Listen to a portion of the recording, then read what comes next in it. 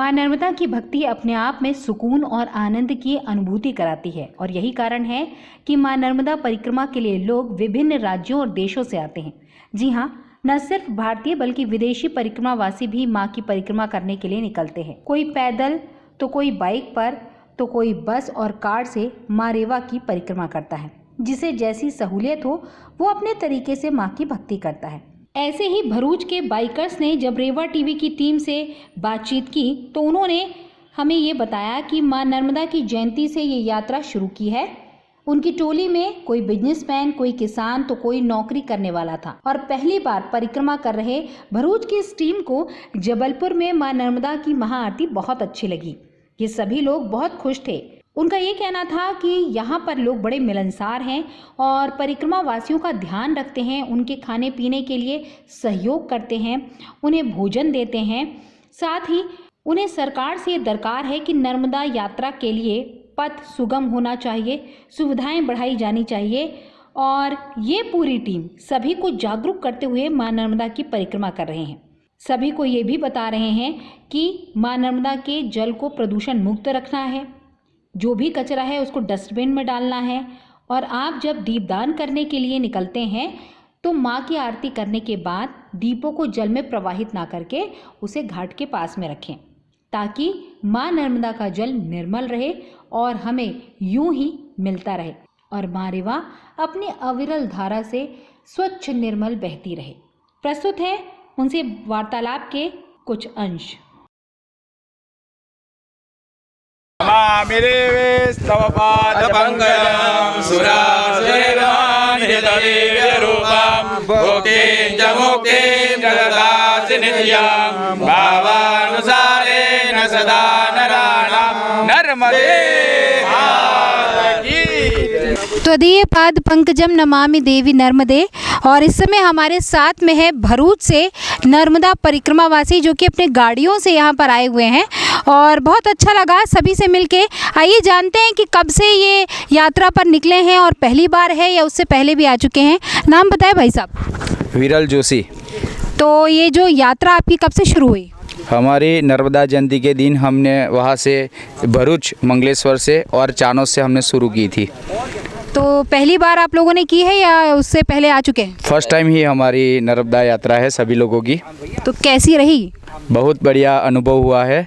माँ नर्मदा जी के किनारे आते आते सभी जगह पे अच्छे दर्शन हुए हमारे और माँ ने अच्छी तरह से हमको अच्छी तरह से रखा है। माँ ने करते क्या है भाई साहब?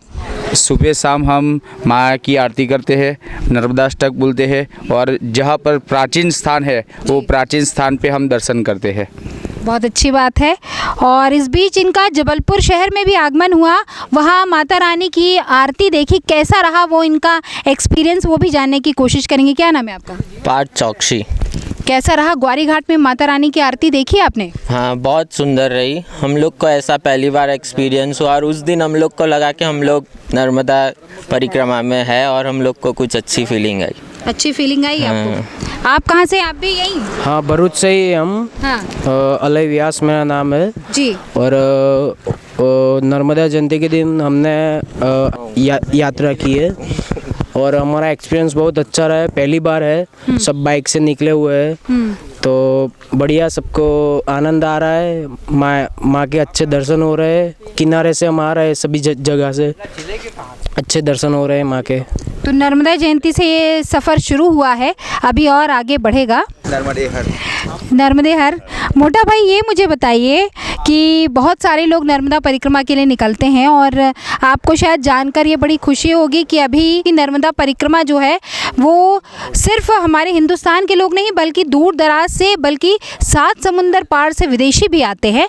तो हमने उनसे एक मांग की है कि नर्मदा परिक्रमा को टूरिज़्म में शामिल करना चाहिए और भारत के साथ ही साथ विश्व पटल में नर्मदा परिक्रमा को आगे बढ़ाना चाहिए। क्या कहेंगे आप? आपकी बात सच है। सच है? सच है। और नर्मदा पट बनाना चाहिए जिनसे परिक्रमावासी को सहूलियत मिल सके चलने में। जी। अमुक जगह कोई रास्ता है नहीं जाने का तो बहुत दिक्कतें झेलनी पड़ती है उनको।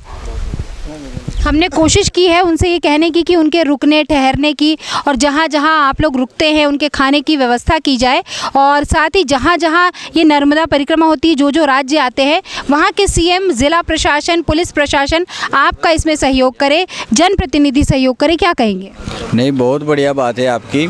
जो भी इसमें आगे बढ़ के आ रहा है, इस हमने 10 दिन से जो परिक्रमा का आनंद लिया हुआ है ना, जहाँ भी गए हैं वहाँ पे सभी इतने प्यार से और भाव से सभी परिक्रमा वासियों को रखते हैं, आकर बुलाकर। जो उनका भाव है ना परिक्रमा वासी के प्रति, वो एक अलग ही लेवल का है। जो हम भगवान मानते हैं वो लोग, हम सभी परिक्रमा वासी को जो भी निकलता है और मैया की परिक्रमा करते हैं तो उनके आशीर्वाद के साथ साथ बहुत आनंद प्राप्त होता है, जो कहीं भी हम एक्सप्लेन शब्द में बोल ही नहीं सकते। हम स्पीचलेस है उस बात पे, बहुत आनंद प्राप्त होता है। क्योंकि ये नर्मदा पुराण में कहा गया है, जो नर्मदा परिक्रमा वासियों की हेल्प करते हैं, सहायता करते हैं, तो आप जो यात्रा करते हैं उसका पुण्य कहीं ना कहीं हम सभी को मिलता है। हम जबलपुर से हैं और हमारी एक एनजीओ है, तो इस साल से हमने प्रयास किया है कि आप जैसे परिक्रमा वासियों के रुकने के लिए, ठहरने के लिए, खाने के लिए हम लोग व्यवस्था कर रहे हैं। थोड़ी से ही शुरुआत की है और जन सहयोग से हम ये कार्य कर रहे हैं। और लेकिन हमारी ये डिमांड है सीधे प्रधानमंत्री जी से, क्योंकि आपके अहमदाबाद के हैं, गुजरात के हैं, कि भाई ये जो नर्मदा जी हैं वो विश्व की एकमात्र ऐसी नदी है जिनकी परिक्रमा की जाती है, और न सिर्फ हिंदुस्तानी, विदेशी भी करते हैं। इसलिए इसको वर्ल्ड में हमें फेमस करना है और साथ ही साथ इसमें परिक्रमा वासियों के लिए सारी सहूलियत हो, इसका प्रयास करना है। तो आप लोग कहते हैं ना कि वो तोड़ी ना को फोड़ी ना को, क्या कहते हैं वो? तोड़ी ना को, फोड़ी ना को, भुक्को करी ना को। और बाकी जो नर्मदा परिक्रमा के लिए बाइक से आने वाले हैं उनको क्या कहेंगे? मैं बोलता हूँ बाइक से करने में बहुत सहूलियत है, क्योंकि जो लोग पैर मतलब चलते चलते जो लोग जाते हैं वो बाइक से हम लोग कर सकते हैं। मतलब बाइक मैं मानता हूँ सबसे अच्छी सहूलियत हो सकती है। जिनके पास टाइम का अभाव है वो बाइक से कर सकते हैं, अच्छा रहेगा। बेसिकली आप लोग करते क्या है गुजरात में, मतलब भरूच में करते क्या है? बिजनेसमैन है, सब आधे कर्मकांड वाले, सर्विस वाले हैं, खेती वाले हैं, सर्विस वाले छुट्टी लेके भी चल रहे हैं साथ में। आगे इन फ्यूचर आप ये परिक्रमा कर लेंगे तो बाकी जो परिक्रमा वासी फ्यूचर में अगर निकलते हैं तो उनके लिए कुछ हेल्प करेंगे आप?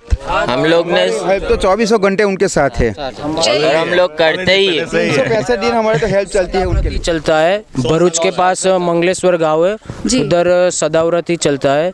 ज्योतिबेन करके है, उधर शशिबेन के नाम से सदाव्रत चलता है। तो हमारे यहाँ पे सभी परिक्रमावासी आके ही जाते हैं, और वो सदाव्रत 100 साल से ऊपर से चल रहा है। तो चलिए हम सभी को ये प्रयास करना है कि परिक्रमा वासियों के लिए और नर्मदा परिक्रमा को आगे बढ़ाना है, और साथ ही साथ प्रधानमंत्री जो कि आपके मोटा भाई हैं और हमारे पूरे भारत के मोटा भाई हैं, और प्रेसिडेंट जो हैं राष्ट्रपति जी, इस परिक्रमा को हमारे पर्यटन के पट पर लेकर आए और साथ ही साथ वैसी सहूलियत प्रदान करें, और ये एक यात्रा जो है वो विश्व के लिए यात्रा मानी जाए। तो सब लोग बोलेंगे नर्मदे नर्मदे हर हर।